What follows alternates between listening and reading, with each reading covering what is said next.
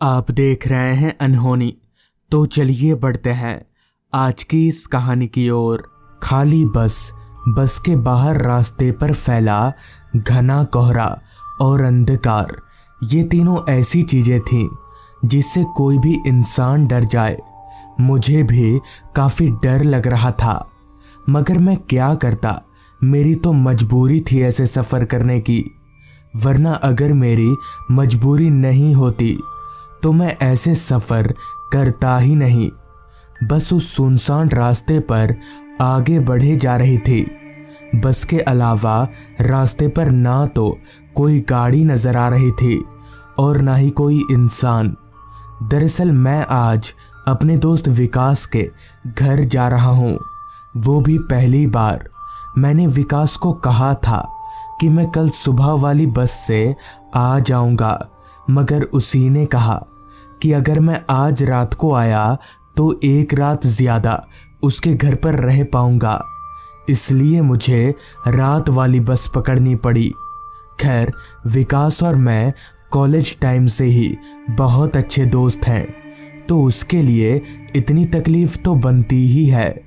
मैंने कंडक्टर को बोलकर रखा था कि तालघाट चौक पर मुझे उतार दे, जिसके बाद अभी चौक पर से विकास मुझे पिक कर लेगा।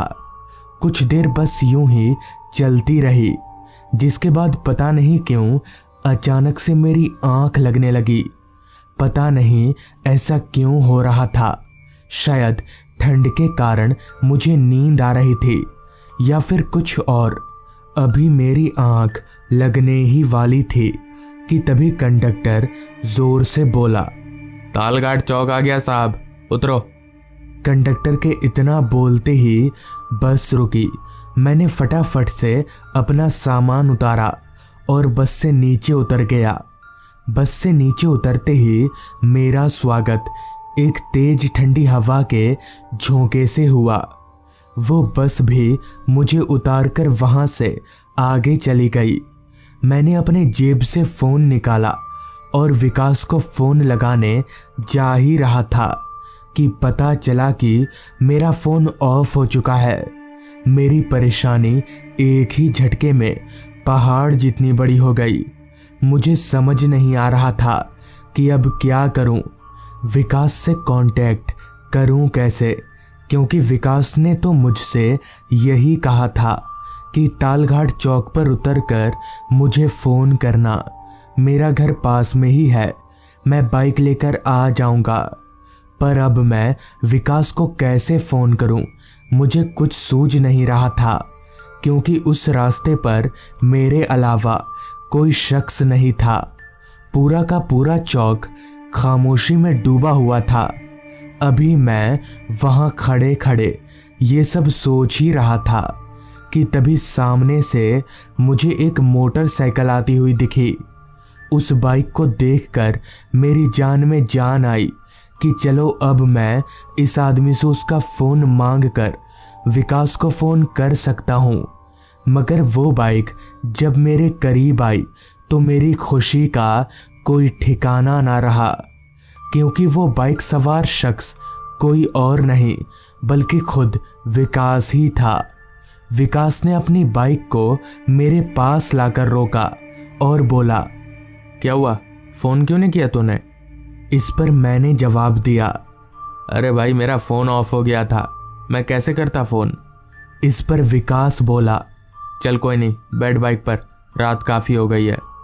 विकास के इतना कहते ही मैं उसकी बाइक पर चढ़कर बैठ गया।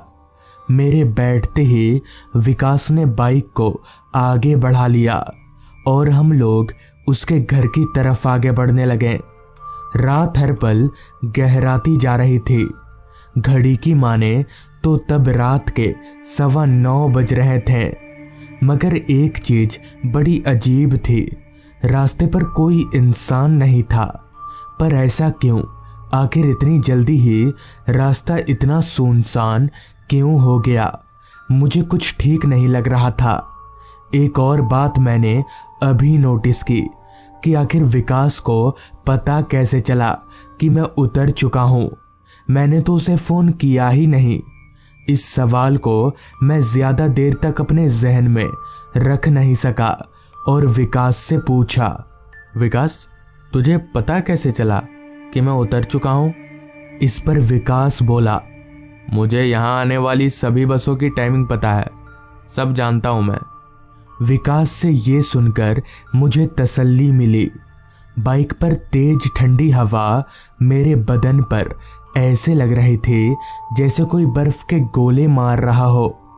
मुझे कुछ ज्यादा ही ठंड लग रही थी, जबकि ऐसा नहीं होना चाहिए था क्योंकि मैं विकास से पीछे बैठा हुआ था। ज्यादा ठंड विकास को लगनी चाहिए थी, तो फिर मुझे क्यों लग रही है? ऐसा लग रहा था जैसे हवा विकास के शरीर को आर पार करके सीधे मुझे लग रही हो। खैर, मैं चुपचाप बाइक पर बैठा रहा। विकास को बाइक चलाते हुए अब काफी वक्त हो चुका था, मगर अभी तक उसका घर नहीं आया था, जबकि फोन पर तो विकास ने ये कहा था कि उसका घर चौक से नजदीक पड़ता है। तो फिर अभी तक हम लोग घर क्यों नहीं पहुंचे? इसी तरह के हजारों सवाल अब धीरे धीरे मन में उमड़ने लगे थे, मगर मुझे विकास से ऐसे बार बार पूछना भी ठीक नहीं लग रहा था। मैंने सोचा विकास का घर जब आ जाएगा तो वो मुझे खुद ही उतरने के लिए बोलेगा। मन को ये समझाकर मैं चुपचाप बाइक पर बैठा रहा। कुछ ही देर में विकास ने बाइक को एक बड़े से घर के पास रोका। वो घर काफी बड़ा था, जो कि चांद की रोशनी में मुझे साफ तौर पर नजर आ रहा था। पर विकास का घर इतना बड़ा है ये मुझे उसने पहले बताया नहीं था। खैर, विकास और मैं हम दोनों घर के दरवाजे पर गए। विकास ने घर का दरवाजा सरकाया और हम लोग घर के अंदर दाखिल हो गए। घर के अंदर पूरा अंधेरा फैला हुआ था। घर के अंदर कोई लाइट नहीं जल रही थी, जिस पर मैंने विकास से पूछा, लाइट नहीं है क्या यहाँ पर? इस पर विकास ने लड़खड़ाती आवाज में कहा, हाँ, शायद लाइट चली गई होगी।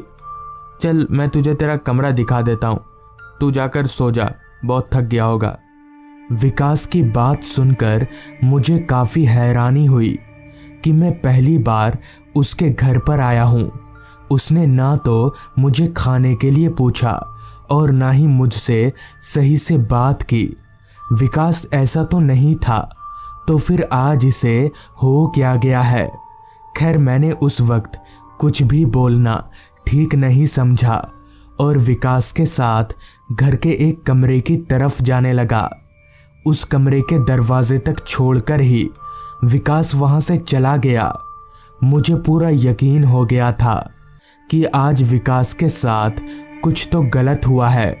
खैर, मैं उस कमरे के अंदर दाखिल हुआ। कमरे में एक पलंग लगा हुआ था और उसी पलंग के सिरहाने में एक कांच की खिड़की थी, जिससे चांद की रोशनी कमरे के अंदर आ रही थी। मैं उसी पलंग पर लेट गया और सफ़र की थकावट के चलते कब मेरी आंख लग गई मुझे कुछ याद नहीं, ना जाने कितनी देर बाद।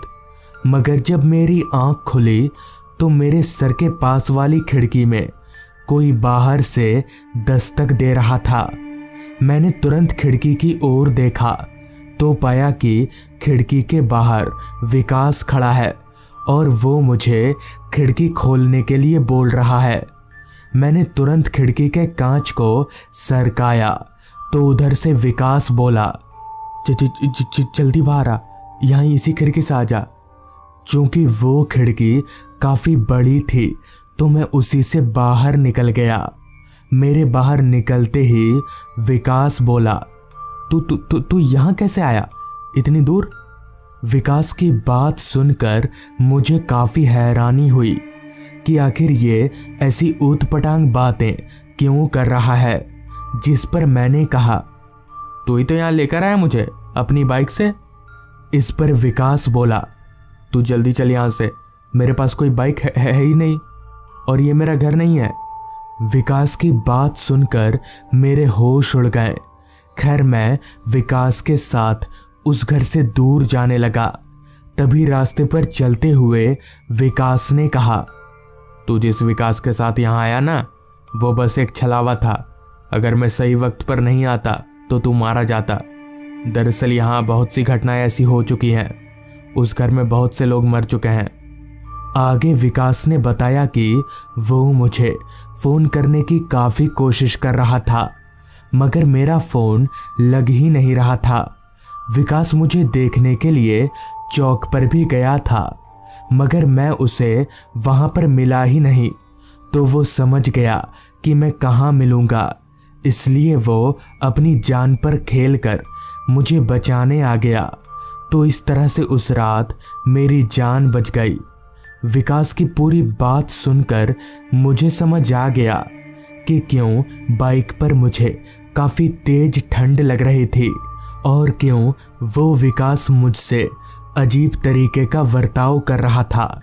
खैर उस रात मेरी जान बच गई, यही काफ़ी है। तो दोस्तों, ये थी आज की कहानी। अगर आपको ये कहानी पसंद आई हो तो चैनल को ज़रूर सब्सक्राइब कर लें।